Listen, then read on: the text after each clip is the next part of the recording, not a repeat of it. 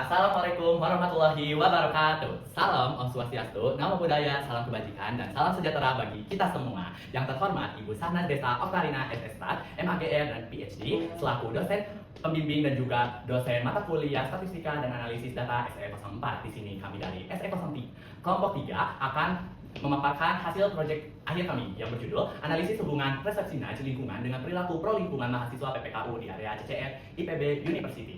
Ya, lanjut, itu adalah anggota kelompok. Ini merupakan identitas dari kelompok kami. Selanjutnya ada pendahuluan. Di pendahuluan ini terdapat 2 poin. Poin pertama yaitu latar belakang, yang dimana latar belakang dari penelitian ini karena adanya perilaku pro lingkungan mahasiswa. Jadi mahasiswa itu masih berfokus atau buang sampah sembarangan dan juga menggunakan kertas sekali pakai. Mengingat pendekatan aturan kertas seringkali kurang efektif. Nudge hadir sebagai solusi alternatif berupa dorongan halus tanpa paksaan untuk membentuk kebiasaan ramah lingkungan. Maka dari ini, penelitian ini kami ingin mengetahui apakah persepsi Nudge mahasiswa terhadap keberadaan Nudge lingkungan memiliki hubungan dengan perilaku pro lingkungan mahasiswa di CCR IPB University. Selanjutnya akan dilangsungkan oleh teman saya. Dari latar belakang tersebut terdapat 3 tujuan. Yang pertama, menganalisis persepsi mahasiswa terhadap keberadaan dan efektivitas pesan Nudge di area Common Classroom IPB University. Yang kedua, menganalisis tingkat perilaku mahasiswa dalam menjaga kebersihan dan kelestarian lingkungan kampus, terutama pada area Common Classroom IPB University. Dan yang ketiga, menganalisis hubungan antara persepsi mahasiswa terhadap keberadaan Nudge dengan perilaku mahasiswa dalam menjaga kebersihan dan kelestarian lingkungan di area Common Classroom. Selanjutnya, ada metodologi. Penelitian ini menggunakan data primer yang dikumpulkan melalui kuesioner online kepada mahasiswa yang beraktivitas di area CCR University. Pengambilan sampel dilakukan dalam metode convenience sampling, di mana memilih responden berdasarkan kemudahan akses dan ketersediaan mereka.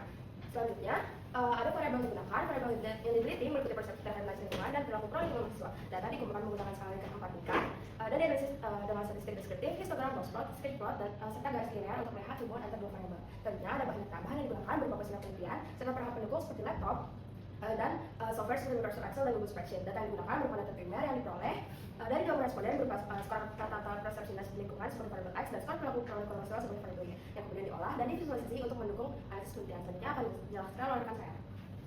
Lalu berikutnya ada metode penelitian, di mana kami memiliki 3 metode penelitian. Yang pertama ada statistik deskriptif, yaitu meringkas profil responden seperti jenis kelamin, rumpun keilmuan, serta rata-rata nilai tiap variabel. Lalu yang kedua ada visualisasi data, di mana kami menggunakan histogram untuk melihat distribusi frekuensi skor, box plot untuk melihat median, quartile, dan outlier, serta scatter plot untuk mengidentifikasi pola hubungan X dan Y. Lalu yang ketiga ada analisis hubungan, di mana kami menggunakan scatter plot dan linear trend untuk melihat kecenderungan hubungan antara persepsi Nudge lingkungan dengan perilaku pro lingkungan mahasiswa. Berikutnya akan dijelaskan oleh Kak. Oke, selanjutnya poin ketiga, hasil dan pembahasan. Poin 3.1, analisis deskriptif persepsi Nudge lingkungan. Dapat dilihat dalam grafik tersebut, mayoritas skor persepsi Nudge lingkungan berada pada rentan 3,8 sampai 4,6 dan distribusi cenderung menuju ke arah kiri. Hal ini mengindikasikan bahwa sebagian besar mahasiswa memiliki persepsi positif terhadap keberadaan Nudge lingkungan di area CCR dan sebagian kecil yang memiliki persepsi rendah. Oke, selanjutnya 3.1, analisis deskriptif persepsi Nudge lingkungan pada grafik box plot. Median skor berada pada kategori tinggi dengan rata-rata sebesar 3,51. Sebaran data relatif terkonsentrasi pada skor tinggi sehingga persepsi responden cenderung homogen. Secara keseluruhan, hal ini menunjukkan bahwa berbagai bentuk Nudge lingkungan di area CCR dapat dikenali dan dipahami oleh sebagian besar mahasiswa. Selanjutnya akan saya serahkan kepada rekan saya. Baik, selanjutnya di gambar 3.2 analisis deskripsi perilaku pro lingkungan, mahasiswa menggunakan metode histogram. Berdasarkan histogram ini bisa kita lihat mayoritas mahasiswa memiliki skor yang perilaku lingkungannya yang tinggi. Hal tersebut terlihat dari frekuensi angkanya dari 3,36 sampai 3,70. Distribusi data juga menunjukkan squareness negatif, yang menandakan bahwa lebih banyak mahasiswa memiliki skor tinggi dibandingkan skor rendah. Hal ini juga demikian dapat disimpulkan bahwa sebagian besar mahasiswa di area CCR IPB telah menerapkan perilaku mendukung kebersihan dan kelestarian lingkungan di area kampus. Selanjutnya akan dilanjutkan oleh teman saya. Baik, pada poin 3.2, median skor berada pada kategori tinggi, menunjukkan mayoritas mahasiswa memiliki persepsi positif terhadap Nudge lingkungan.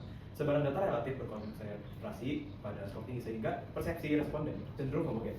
Dan masih terdapat beberapa yang menunjukkan masih terdapat perbedaan tingkat perhatian dan persepsi antar mahasiswa. Hasil ini mengindikasikan bahwa berbagai bentuk Nudge lingkungan di area CCR telah dikenali dan dipahami oleh sebagian besar mahasiswa. Selanjutnya akan dilanjutkan oleh rekan saya. Kemudian di 3.3, analisis hubungan persepsi Nudge lingkungan dengan perilaku pro lingkungan mahasiswa. Pada bagian ini kami menganalisis hubungan antara persepsi Nudge lingkungan dengan perilaku pro lingkungan mahasiswa. Berdasarkan scatter plot berikut, terlihat adanya hubungan positif di mana semakin baik persepsi mahasiswa terhadap Nudge lingkungan, semakin tinggi pula perilaku pro lingkungan yang ditunjukkan. Hal ini didukung oleh garis tren yang bergerak naik. Selain itu, nilai R kuadrat sebesar 0,4698 menunjukkan bahwa sekitar 46,98% variasi perilaku pro lingkungan dapat dijelaskan oleh persepsi terhadap nudge lingkungan. Untuk memperkuat hasil tersebut, kami melakukan uji korelasi eksperimen. Hasilnya menunjukkan koefisien korelasi sebesar 0,685 dengan nilai signifikansi kurang dari 0,0001. Nilai ini menunjukkan adanya hubungan positif yang kuat dan signifikan secara statistik antara persepsi nudge lingkungan dan perilaku pro lingkungan. Dengan demikian, semakin positif persepsi mahasiswa terhadap nudge lingkungan, semakin tinggi kecenderungan mereka untuk berperilaku pro lingkungan. Kemudian di pembahasan, hasil penelitian menunjukkan bahwa mahasiswa CCR IPB University memiliki persepsi yang baik terhadap nudge lingkungan dan perilaku pro lingkungan yang relatif tinggi. Temuan ini sejalan dengan nudge teori yang menjelaskan bahwa intervensi sederhana seperti pos dan himbauan dan fasilitas pemilahan sampah dapat mendorong individu mengambil keputusan yang lebih ramah lingkungan. Namun, perilaku pro lingkungan tidak hanya dipengaruhi oleh nudge lingkungan, melainkan juga oleh faktor-faktor lain seperti kebiasaan pribadi, kemudian lingkungan sosial, budaya kampus, serta ketersediaan fasilitas pendukung. Selanjutnya akan dilanjut oleh rekan saya.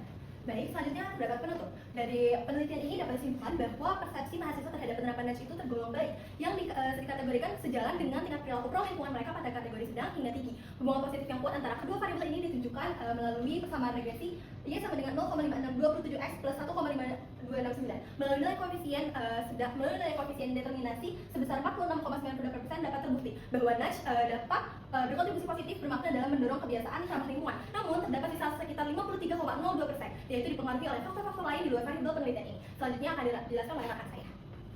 Lalu kita masuk ke sana. Jadi kami menyarankan kepada manajemen IPB University untuk memperluas implementasi nudge melalui perancangan ulang poster dan penempatan fasilitas pendukung di area strategis. Kami juga berharap penelitian mendatang disarankan menggunakan metode campuran atau mixed method untuk mendalami faktor eksternal, serta memperluas penjangkauan variabel dan sampel ke seluruh mahasiswa IPB University agar gambaran perilaku pro lingkungan tersaji lebih jelas dan komprehensif. Dilanjut oleh teman saya. Oke, selanjutnya yaitu adalah lampiran. Ini merupakan adalah hasil akhir dari kelompok kita, sebuah infografis yang dimana ini secara singkat dari hasil kami. Terima kasih. Wassalamualaikum warahmatullahi wabarakatuh.